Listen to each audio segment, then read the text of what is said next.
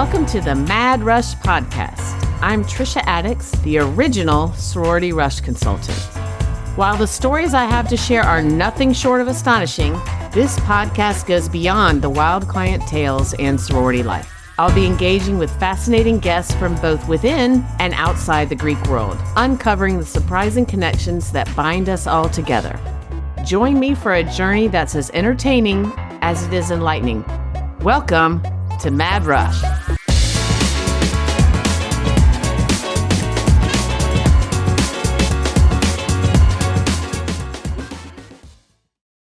Welcome to my first ever episode of Mad Rush. I'm super excited and I'm so grateful to be sitting in this chair. I have some amazing family and friends who are supporting me and have supported me throughout this journey, this long, crazy journey that I'm on. And I cannot tell you how grateful I am. Super grateful to my producer who's from LA, but he's sitting in my den right now, Collier Landry, and has set up my studio. And it's amazing that we were able to get him here today. And I'm super grateful. Also, Barry Belcher, who created my amazing podcast art. It's original. It's exactly what I was thinking and dreaming of. And he's an incredible artist. And I'm very lucky to call him a friend and an artist. So, Mad Rush. Why am I doing this? How did it start? Let's go back to 1986. My freshman roommate, Anna Lindsay's car was packed with our matching peach and gray comforters, totally 80s, and a case of Suave shampoo. She, for some reason, thought she was going to run out, so we had like 50 bottles of Suave shampoo, enough for several years. I'm still not sure what that was about. We said goodbye to our parents and hit the road for the 3.5-hour drive from Charlotte, North Carolina to Athens, Georgia. We were going for Sorority Rush, which was the week before freshman class move-in. The entire car ride, we speculated about what sorority would be our home for the next 4 years. We talked about each sorority's reputation. We were combining our complete lack of information with the knowledge gained from listening to rumors. It was very scientific. Our arrival would be just one day before Sorority Rush started. For Rush Week, we weren't living together. We lived with a random roommate who is assigned alphabetically.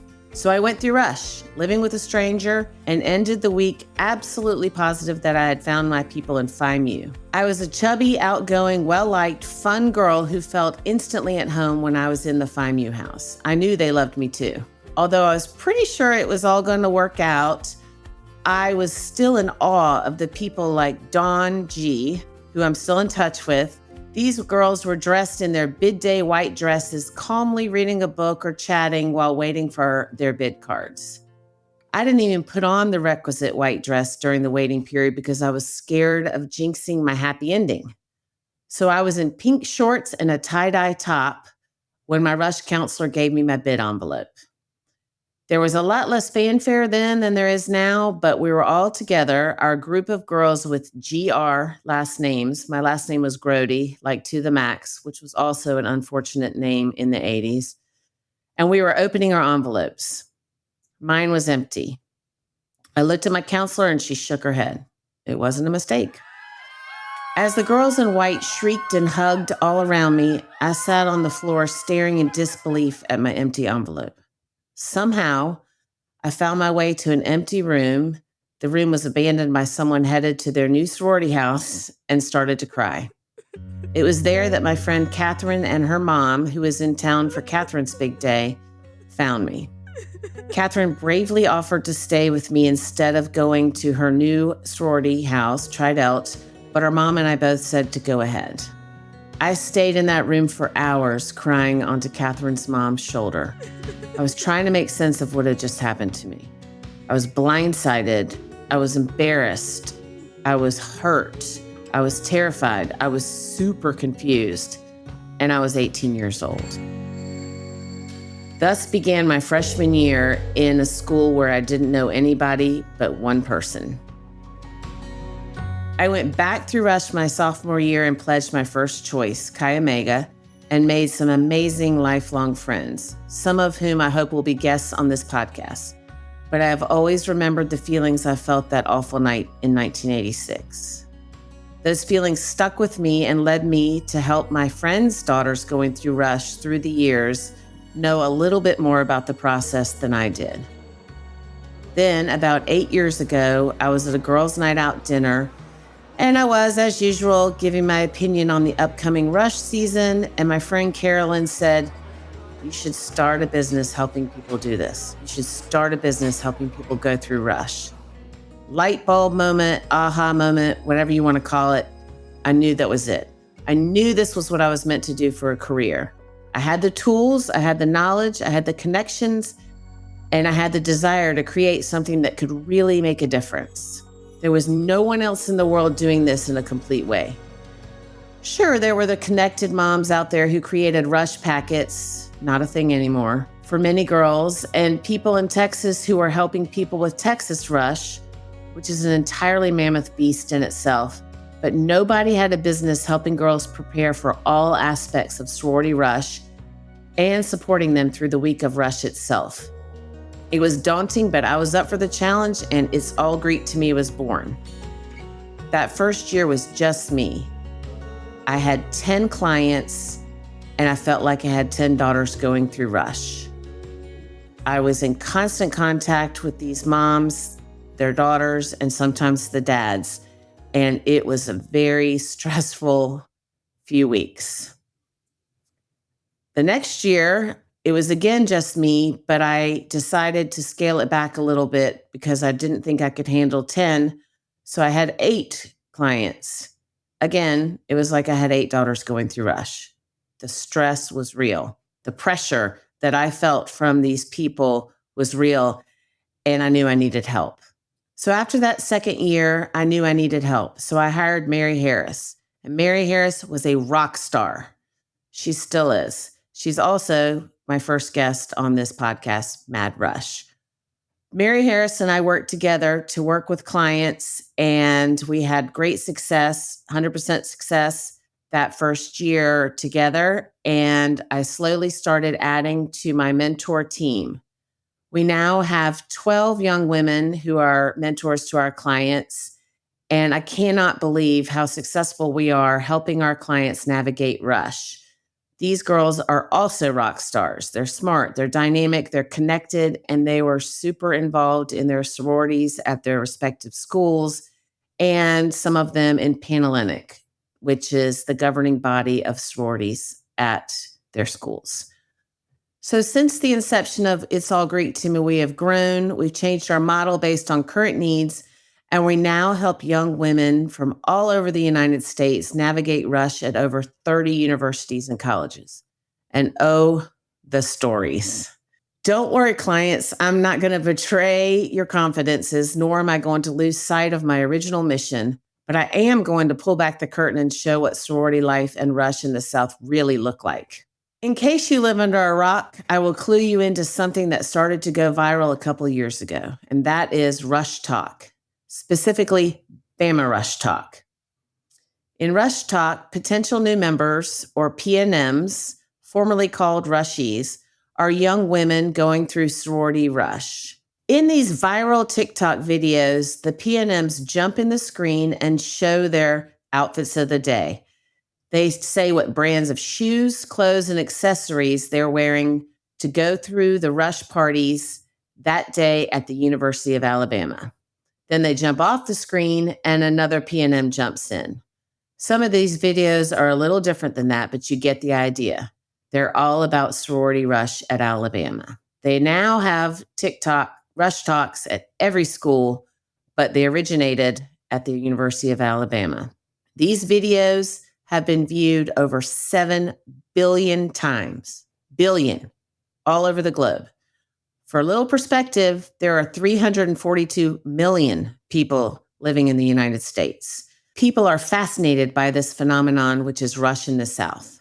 As these TikToks started becoming viral, I was reached out to by the producer of a greenlit HBO Max documentary film, Bama Rush. I was featured in this documentary, and As a result, people started to know about Rush Consultants and that we are a thing. Then the media started circling from all over the world. I was interviewed by media outlets in India, Asia, New Zealand, England, France. The language barriers were quite interesting. You get the idea. I was on the front page of the Wall Street Journal and featured on Inside Edition and other wildly popular shows. What this documentary and all these sound bites did not do was give a clear picture of what actually goes on in Rush, nor did it help people have a deep understanding of how to rush successfully.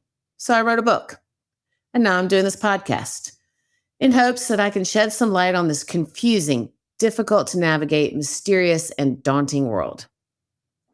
Rush has changed so much that even those who do have a history of families in the Southern Greek system don't recognize it now. I have also seen a huge uptick in clients from the North and California, and let me tell you, these people are lost.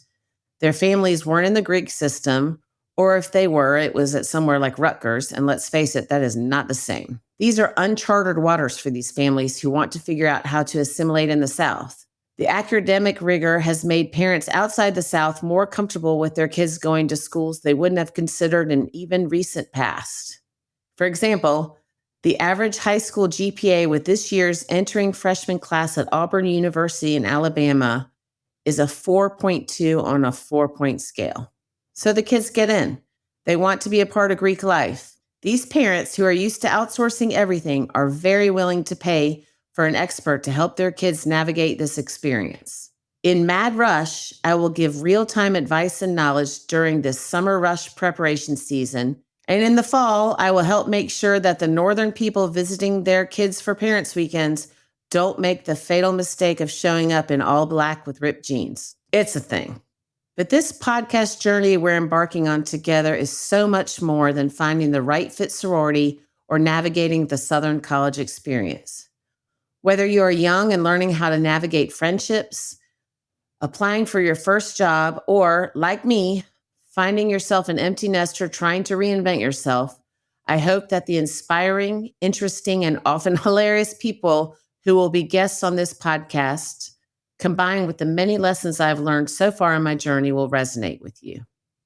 I want to also help you as you go through your personal journeys. I get asked all the questions, and I invite you to reach out to me with yours at info@madrushpod.com with your specific Rush questions or concerns. Each Mad Rush episode will include Time Out with Trisha, because I love to talk about myself in the third person. And during this time, I will give my proprietary rush prep methods and advice and answer your questions. Being a wife and a mom has always defined me. That will never change. I still wake up and my first thought is the well-being of my family. Then I get to work. I hope you will join me for this ride. I am here for you to entertain and show you this world inside and out. For this Mad Rush podcast, hashtag OOTD will have a different meaning. Instead of hashtag outfit of the day, it will mean hashtag observation of the day. For this inaugural episode, my hashtag observation of the day is this: you are never too old to start something new. Welcome to Mad Rush.